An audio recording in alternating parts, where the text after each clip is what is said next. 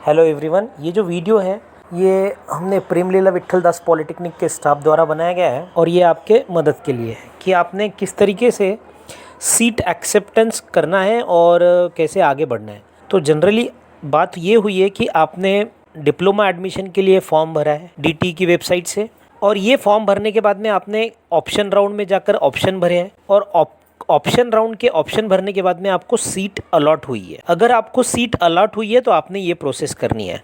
अगर आपको पहले राउंड में सीट अलॉट नहीं हुई है तो आप दूसरे राउंड में फिर से ऑप्शन भर सकते हैं। ये जो प्रोसेस है हमने ये बनाई है डिप्लोमा स्टूडेंट के लिए, लेकिन same process direct second year diploma के लिए, first year engineering admission, pharmacy admission, architect admission के लिए, डायरेक्ट सेकेंड ईयर इंजीनियरिंग और फार्मेसी एडमिशन के लिए सेम प्रोसेस है। थोड़े बहुत नामों का इधर उधर बदलाव होगा, बाकी सब सेम है। तो अब यहाँ पर ऐसा होता है कि आपको जो सीट अलॉट की गई है उसमें आपके पास में 3 ऑप्शन है। पहला ऑप्शन है जिसको हम बोलेंगे नो एक्शन, यानी आपको सीट अलॉट हुई है, आपने सीट देखी कि भाई मुझे सीट अलॉट हुई है और आप कुछ नहीं करना चाहते। तो ऐसी सूरत में क्या होगा, तो जब आपने देखा कि आपको सीट अलॉट हुई है, आप कुछ नहीं कर रहे हैं, तो आप कैप 2 के लिए जा सकते हैं। You are eligible for CAP 2। दूसरी बात, लेकिन जो आपको सीट कैप 1 में अलॉट हुई है, जो भी इंस्टीट्यूट की, जो भी डिपार्टमेंट की सीट आपको कैप राउंड 1 में अलॉट हुई है, उसके ऊपर से आपका हक हट जाता है। अब वो आपके लिए सीट नहीं रहेगी, वो ओपन हो जाएगी, वो कैप राउंड 2 में किधर भी जा सकती है। ठीक है। दूसरा जो ऑप्शन है कि नहीं, आप एक्शन लेते हो, और एक्शन में आपके पास में 2 प्रकार है, या तो फ्रीज कीजिए या तो फिर नॉन फ्रीज कीजिए। नॉन फ्रीज मतलब बेटरमेंट। तो फ्रीज का पहले हम बात करेंगे, फ्रीज का। तो फ्रीज का कैसे है कि जो भी इंसान, जो भी कैंडिडेट अपना एडमिशन फ्रीज कर लेता है, वो एलिजिबल नहीं है कैप राउंड 2 के लिए। वो पर्सन कैप राउंड 2 के लिए एलिजिबल नहीं है। ठीक है। अब उसके बाद में फ्रीज कहाँ से करना है, तो अपने लॉगिन से। अपन कैंडिडेट लॉगिन पासवर्ड अपने पास है, अपन लॉगिन करेंगे वेबसाइट पर, महासीटी या डीटी की वेबसाइट जो भी है आपकी, वहाँ से आप लॉगिन करोगे। उसके बाद में आपको क्या करना है, जैसे ही आपने पूरी जो फ्रीजिंग की प्रोसेस है जो हम एक्सप्लेन करने वाले हैं यहाँ पर, वो करने के बाद में आपको ये बात ध्यान रखिए, आपको इंस्टीट्यूट जाना है। ये कंपल्शन एक्शन है। ओके। यानी एक प्रोसेस कैसी है, एक तो आपने अपने पास से फ्रीज करना है, और फ्रीज करने के बाद में अपने सारे ओरिजिनल डॉक्यूमेंट्स लेकर के, अपनी फीस लेकर के, जो भी स्टिपुलेटेड टाइम है, जो भी टाइम डिफाइन किया गया है, दिस इज़ वेरी इंपॉर्टेंट, आप भूलिए मत। आपको आपके इम्पोर्टेंट टाइम में जा कर के जाना है, कहाँ पे आपको फीस भरने जाना है, इंस्टीट्यूट में, और उनके पास सारे ओरिजिनल डॉक्यूमेंट दिखाने हैं। आगे की प्रोसेस वो लोग करेंगे, वो भी डीटी वेबसाइट पर ही होगी या आपकी वहाँ सीईटी है उसी वेबसाइट पे होगी, लेकिन उसको करने का अधिकार इंस्टीट्यूशन को है, तो वो करेगा। ओके। और फिर इसके बाद में, ये तो फ्रीज वाली बात होगी। ओके। आप कैप 1 के बाद फ्रीज करो, कैप 2 के बाद फ्रीज करो, आपको सेम प्रोसेस करनी है। उसके बाद में अगर आपको अलॉटमेंट हुई है और आप अपने लॉगिन से जो एक्शन करने वाले वो नॉन फ्रीज वाली है, यानी बेटरमेंट के लिए आप जाना चाहते हो, तो इस बेटरमेंट, फ्रीज और नॉन फ्रीज में ये डिफरेंस है कि आपको नॉन फ्रीज के केस में या बेटरमेंट के केस में आप कैप राउंड 2 के लिए एलिजिबल हो जाते हो। आप कैप राउंड 2 के लिए एलिजिबल हो जाते हैं, और आपका जो सीट अलॉटमेंट है कैप 1 का, वो रिजर्व होता है। ये आपका नो एक्शन और नॉन फ्रीज का डिफरेंस है। वहाँ पर भी आप एलिजिबल थे कैप 2 के लिए, यहाँ पर भी आप एलिजिबल हो कैप 2 के लिए। यहाँ पे देखिए आप एलिजिबल थे कैप 2 के लिए, यहाँ पर भी आप एलिजिबल हो कैप 2 के लिए। लेकिन फ़र्क क्या है, यहाँ पर जब आप कैप 2 के लिए तो एलिजिबल थे, लेकिन आपकी सीट रिजर्व नहीं रही, वो निकल गई। और यहाँ पर क्या हुआ, यहाँ पर इस सूरत में द सीट अलॉटेड जो भी आपको कैप 1 की है वो रिजर्व है, क्योंकि आपने बेटरमेंट का चॉइस पूछा है, नॉन फ्रीज का चॉइस पूछा है। अब option to be choose from self login. अब अभी क्या, जब आप कैप, ये जो है नॉन फ्रिज का ऑप्शन या फ्रिज का ऑप्शन, आप कहाँ से चूज़ करते हो, अपने लॉगिन से। तो आपको ये जो ऑप्शन है नॉन फ्रिज वाला, ये ऑप्शन अपने ही लॉगिन से चूज़ करना पड़ेगा। और इसके बाद क्या एक्शन क्या होगी, आप कैप 2 के लिए अप्लाई करोगे। आप क्या करोगे, कैप 2 के लिए अप्लाई करोगे। देखोगे आपको कोई दूसरा इंस्टीट्यूट चाहिए, मिलता है तो कैप 2 के बाद उसमें एडमिशन ले लीजिए। यानी अपने लॉगिन से फ्रीज कर दीजिए, या तो आपका पुराना लॉगिन है आपके पास में, ये इसको फ्रीज कर दीजिए। तो आपके पास में ऑप्शन रहेगा, आप इसे फ्रीज करें या उसे फ्रीज करें। तो ये आपको वहाँ पर एडवांटेज मिलता है। तो आपने इस तरीके से देखा कि मेरे को एक बार सीट अलॉट हो गई है, इसके बाद आपके पास में 3 स्टेप्स है। या तो कुछ एक्शन मत लो, you are eligible for CAP 2 but you lose whatever option is giving, whatever seat has been given to you through CAP 1। जब आप नॉन फ्रीज में जाओगे तो नॉन फ्रीज में आपका रिजर्वेशन रहता है और आप कैप 2 के लिए भी जा सकते हो, और फिर आगे चल के आपको जो भी इंस्टीट्यूट अच्छा लगता है दोनों में से उसमें आप एडमिशन ले सकते हो। और फ्रीज में कैसा है, फ्रीज में हमने सीट फिक्स कर दी है, पेमेंट करने के लिए इंस्टीट्यूट चले गए जो टाइम पीरियड बताया गया है। अब यहाँ पे हम देखेंगे कि ये काम करते कैसे, ये काम कैसे करना है। तो अब यहाँ पे देखिए, ये students who are allotted seat in cap 1 are allowed to update their seat acceptance status and perform self ARC of cap round 1। ठीक है, जैसे हमने बात बोली थी, ये सिर्फ उन्हीं स्टूडेंट को मिलेगी करने को जिनको कैप राउंड 1 में सीट अलॉट हो गई है। जिनको नहीं अलॉट हुई है वो कैप 2 के लिए जा रहे हैं। If candidate is not allotted in seat in CAP round 1 they are not suppose to do anything. Students have to update their seat acceptance status and perform self ARC for cap round 1 through registered candidate login using their application ID and password। अब ये deadline है, ये deadline diploma के लिए है, तो आपको ये डेडलाइन फॉलो करनी है। Check important dates tab on DTE website for any, आपको ये भी देखते रहना है। हाँ, ये बदलाव हो सकता है क्योंकि मैं ये वीडियो बना रहे हैं, हम लोग 16 दिसंबर को बना रहे हैं। आज शाम को अगर कोई बदलाव होता है तो आपको यहाँ जा कर के वो चेक करना है, कौन सी DT की वेबसाइट पे जहाँ से आपने फॉर्म भरा था, या जो भी आपने वहाँ CET है तो वहाँ CET से। Students who are allotted a seat will be provided 2 options for accepting their allotted seat. एक कौन सा है, जैसे हमने बात बोली freeze. If a candidate selected freeze option, it means they accept the allotted seat and wish to confirm their admission for the seat. Such candidates are supposed to report to the allotted institute for paying the fees and doing the admission formalities. If a student, देखो ये बहुत important बात है, if a student who have freezed the seat but fails to report to the institute to confirm their admission within specific time, they will lose their claim on the allotted seat and won't be allowed to take part in further cap rounds। अब बाहर फेंक दिए गए, तो आप freeze करके आप बैठ नहीं जाना है, फ्रीज कर लिया अभी मेरा काम हो गया, ऐसा नहीं है। फ्रीज करने के बाद आपको पहले जाना कहाँ है, इंस्टीट्यूट में जाना है, फीस भर देनी है उनकी, सारे ओरिजिनल डॉक्यूमेंट्स उनको दिखाने हैं, फिर वो उनके वेबसाइट पे तुम्हारा एडमिशन कन्फर्म करवा देंगे DTE के थ्रू। ठीक है, उनके लॉगिन से DTE की वेबसाइट पे वो तुम्हारा एडमिशन कन्फर्म करवा देंगे।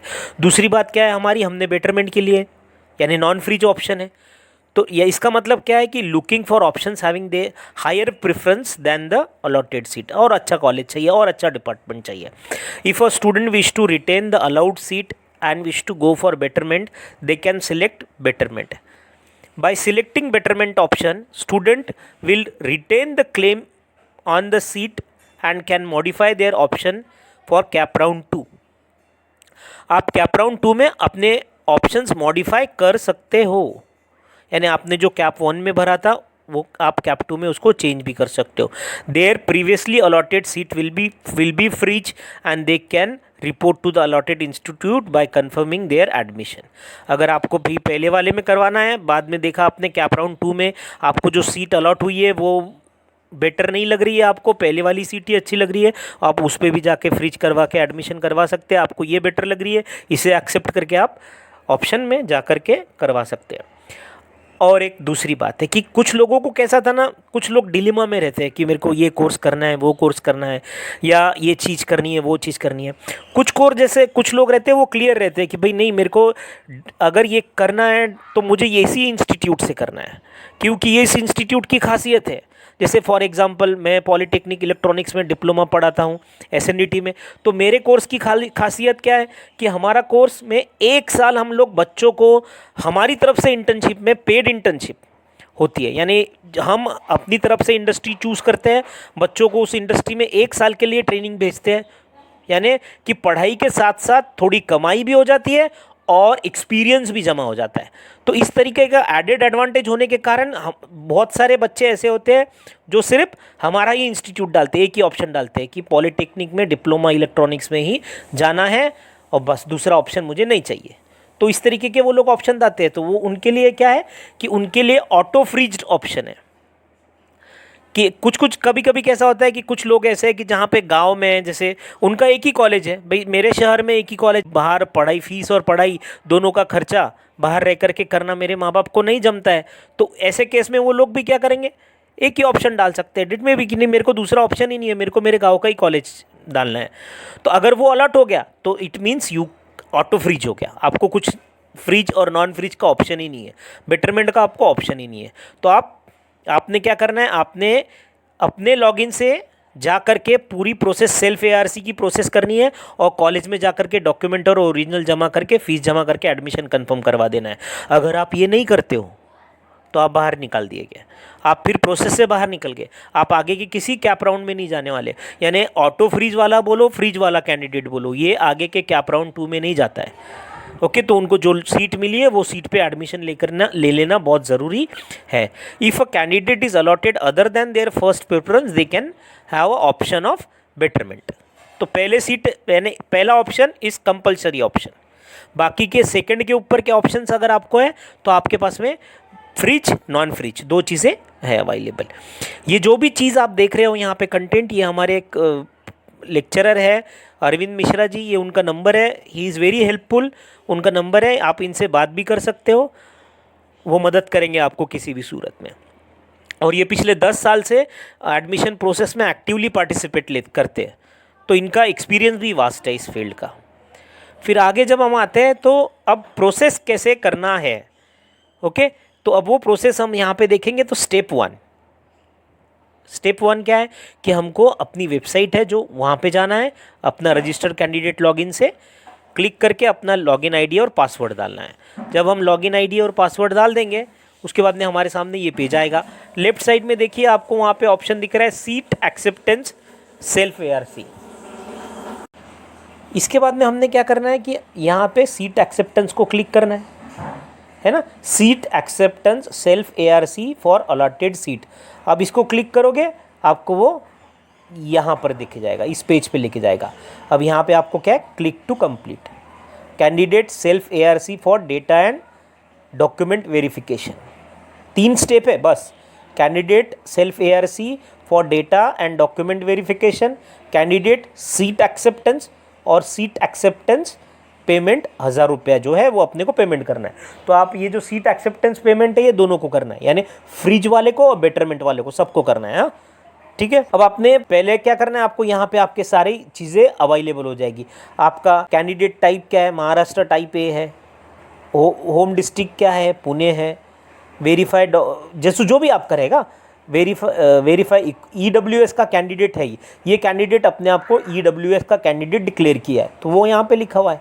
इसके बाद में तो आपको क्या करना है, आपका सब करेक्ट है तो आपको ये सब देखा आपने यहाँ पे ऑप्शंस, वो आपने चेक करना है सब बराबर है कि नहीं बराबर है, करेक्ट है। आपने भरी थी इन्फॉर्मेशन, आपने भरी हुई इन्फॉर्मेशन बाद में आपके स्क्रूटनी सेंटर फैसिलिटेशन सेंटर ने द्वारा चेक भी की गई है, लेकिन आपको फिर से वेरीफाई करना है ये एडमिशन, ताकि गलती नहीं हो, क्योंकि गलती हो गई तो सज़ा भुगतनी किसको है, कैंडिडेट को ही भुगतनी। इसलिए कि भाई ये 1 2 3 4 चेक इसलिए कि हम सही इन्फॉर्मेशन ही एंटर कर रहे हैं वो इसके लिए। तो ये पहले जब हमने भरी थी इन्फॉर्मेशन वो एक हमारा चेक था, उसके बाद FC ने करी इन्फॉर्मेशन वो दूसरा चेक हुआ। अब ये वापस हमारे पास चेक के लिए आया है कि हम खुद अपने पास वापस से हम चेक करें, और ये चेक होने के बाद में जब इंस्टीट्यूट में ये केस जाएगी वहाँ पे वापस चेक होगी।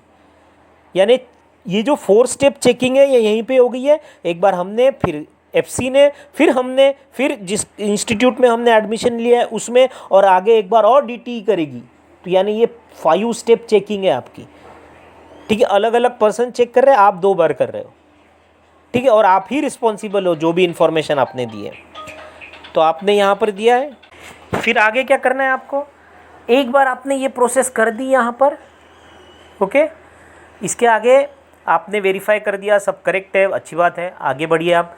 अब आपको यहाँ पे क्या करना है, डॉक्यूमेंट देखने हैं आपके, ओके, आपको सारे के सारे आपके डॉक्यूमेंट यहाँ पर चेक किए जाएंगे, आपको ही चेक करने हैं, वेरीफाइड नॉट वेरीफाइड, आपने व्यू करके देखना है भाई, सीधे सीधे ऐसे नहीं कि हाँ नहीं मैंने भरा था करेक्ट, नहीं नहीं वैसे नहीं, आप व्यू पे क्लिक करो, एक विंडो ओपन होगी, उसमें आप अपना डॉक्यूमेंट देखो कि आपने भाई जहाँ पे एसएससी का मार्कशीट बोला वहीं पे एसएससी का मार्कशीट डाला है कि नहीं, जहाँ पे हमने लेटेस्ट लिविंग सर्टिफिकेट या प्रोफार्मा एन बोला है वो है कि नहीं है, सर्टिफिकेट ऑफ इंडियन नेशनलिटी में हमने अगर एलसी बताया एलसी है, डोमिसाइल बताया डोमिसाइल है, बर्थ सर्टिफिकेट बताया बर्थ सर्टिफिकेट है कि नहीं, अगर ऑर्फन कैंडिडेट है तो वो ऑर्फन कैंडिडेट का दिख रहा है कि नहीं दिख रहा है, वो सब चीज़ें इंपॉर्टेंट है, हमें खुद ये चेक करना है और उसको क्लिक करना है, वेरीफाई करना है, ठीक है। अब अगर कि किसी में क्या हो जाता है, ये सब वेरीफाई कर दिया, हमने जितना भी बताया कि सब हमारा ठीक है, हमारा सब बराबर है, वेरीफाई हो गया, तो अपन ने क्या करना है, we have to click on proceed to next. Okay, अपने को क्या करना है, प्रोसीड टू नेक्स्ट करना है। जब प्रोसीड टू नेक्स्ट करेंगे हमारे पास में ये पेज आ जाएगा, ये पेज में हमने क्या करना है, अब हमसे पूछा भाई फ्रीज करवाना है कि नॉन फ्रीज करना है, दोनों सूरत में 1000 रुपया पेमेंट तो करना है। अब फ्रीज और नॉन फ्रीज मैंने आपको पिछले बार एक्सप्लेन कर दिया, उसके बाद में अपने को इधर अपना OTP डालना है। ओके, बिना OTP के ये काम नहीं होगा, OTP हमारे लिए मस्ट है। अगर आपका मोबाइल नंबर में कुछ चेंज हुआ है या कुछ हो गया है तो you have to contact to the authorities. हाँ, वो आप मिश्रा सर को भी फ़ोन करेंगे तो ही हेल्प यू कि कौन से नंबर पे कहाँ से हमने किस तरीके से वो करवाना है। तो हमने अपडेट सीट एक्सेप्टेंस स्टेटस कर दिया, क्लिक कर दिया, हमारा एडमिशन। आगे की प्रोसेस में क्या हुआ, पेमेंट के लिए हमारे को डायरेक्ट भेजा, हमने पासवर्ड डाल दिया, अब ये कर दिया, उसके बाद में हमको पेमेंट के लिए भेजा, हमने पेमेंट कर दी। ओके, पेमेंट करने के बाद में दिस इज़ फाइनल स्टेप। आपको क्या करना है, फ्रीज हो गया, कंफर्म्ड है आपका एडमिशन। आपको पेपर्स का प्रिंट आउट लेना है, सारे कौन कौन से पेपर का, हमारे फॉर्म का, ओके, हमारे उसके बाद में हमारी मेरिट लिस्ट का, उसके बाद में हमारे अलॉटमेंट सीट का, उसके बाद में हमारे कन्फर्मेशन का, जो भी है प्रिंट आउट लेकर के आपको पहुंच जाना कहाँ है, इंस्टीट्यूट में। और इंस्टीट्यूट में पहुंच करके वहाँ पे फीस और बाकी की प्रोसेस आपको कंप्लीट करनी है। वो कैंडिडेट जिन्होंने जो बारीकी से चेक कर रहे हैं लेकिन किसी तरह उनसे पहली बार फॉर्म भरने में मिस्टेक हो गई है और बाद में वो FC से भी ओवरलुक हो गई है सपोज, तो ऐसे सूरत में आप क्या करोगे, नॉट करेक्ट में क्लिक करोगे कि भैया मेरे यहाँ पे थोड़ा मार्क्स में फ़र्क हो गया है, 49 है मेरे 50 थे या कुछ तो ऐसा हो गया है, वहाँ पे मैंने क्लिक कर दिया। या इस तरीके के डॉक्यूमेंट में कुछ हो गया होगा कि आपने जैसे LC अपलोड करने की बजाय वहाँ पे कोई दूसरा मार्कशीट अपलोड कर दिया है, या आपने कुछ तो भी इधर उधर डॉक्यूमेंट अपलोडिंग में आपका हो गया है, तो आप क्या बोलोगे, नॉट वेरीफाइड बोलोगे। अब जैसे ही आपने नॉट वेरीफाइड किया, अपने आप आपका ग्रीवेंस इनिशिएट हो गया, ग्रीवेंस का प्रोसेस इनिशिएट हो गया।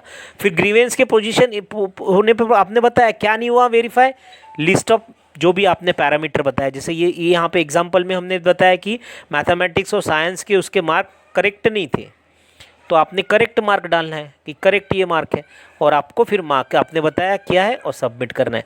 जब आप सबमिट करोगे ये चीज़, तो ये चीज़ अब क्या करेगी, EFC के पास वापस जाएगी।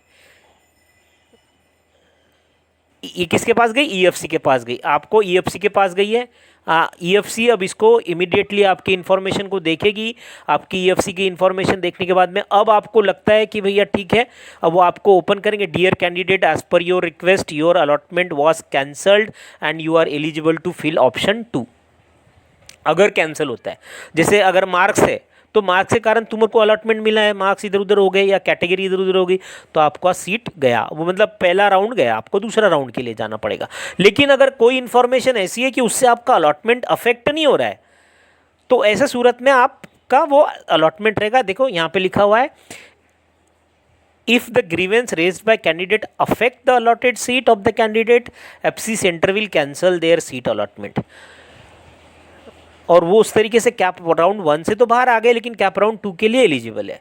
If the grievance raised bye candidate does not affect the allotted seat of the candidate, FC will allow the present seat allotment, in that case candidate must proceed to the seat acceptance। अब आपके corrections हो गए, आपने वापस से आपको जो पूरी प्रोसेस मैंने बताई थी शुरुआत में, फ्रीज कैसा करना है, फ्रीज करके और बाद में फिर आपको वापस से 1000 रुपये तो देना नहीं पड़ेगा, उसी में हो जाएगा। आपको फ्रीज करना है और बाद में आपको फिर इंस्टीट्यूट में जाके, और मैं एक बार फिर बोल रहा हूँ, आप सर से कोई ज़रूरत है तो सर से आप बात कर सकते हो, ठीक है।